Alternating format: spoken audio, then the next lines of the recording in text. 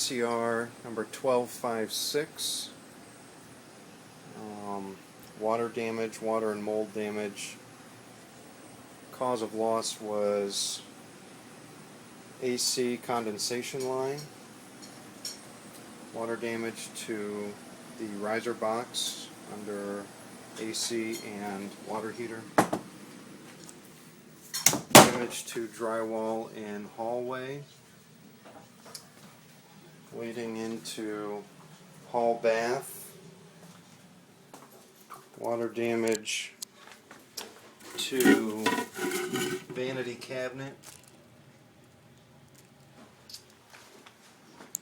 Minimal drywall damage.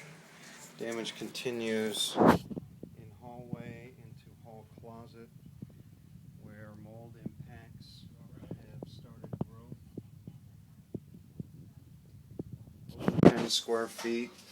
Recommend remediation in areas.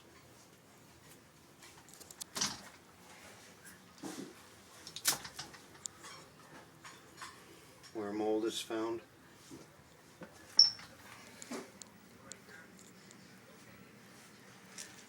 Damage continued into living room,